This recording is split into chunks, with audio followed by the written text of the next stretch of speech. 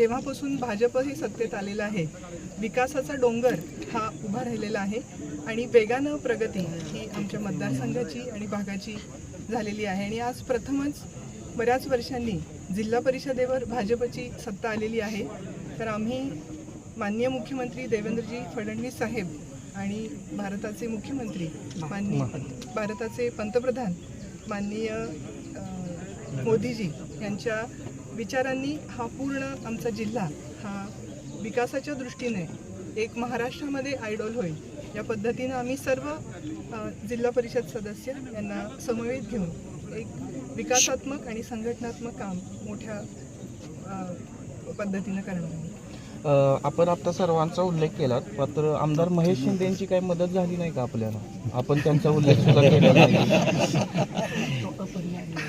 आमदार महेशदादांची निश्चितपणे मदत झालेली आहे, त्यांच्यामुळेच आम्ही इथे आहोत. अगदी चुकीचं आहे. आम्ही यशवंत विचारांचे पाईक आहोत आणि त्यांच्या स्मृतीला अभिवादन करून आणि त्यांचे विचार पुढे नेण्यासाठीच आणि त्यांच्या विचारांनी ही जिल्हा परिषद चालवण्यासाठीच त्यांच्या विचारांची प्रेरणा घेण्यासाठीच आम्ही इथे नतमस्तक होण्यासाठी आलेलो आहोत आणि त्यांच्या विचारांचा आदर करूनच आमचं प्रत्येक पाऊल असेल.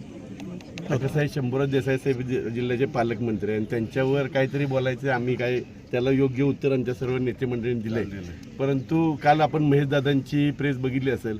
महेशदादांनी 2 वर्षापूर्वी जे बंड केलं होतं या शंभूराज देसाईंच्या नेतृत्वाखाली गुवाहाटीला जाऊन 50 आमदार किंवा ह्या महाविकास आघाडीच्या लोकांच्यावर राहायचं नाही आणि या लोकांच्यावर आपण ज्यांच्यावर आपला नॅचरल आलायचं आहे, आपण भारतीय जनता पार्टी शिवसेनेवर अलायन्स केला आणि त्यांच्यावर राहिलं पाहिजे.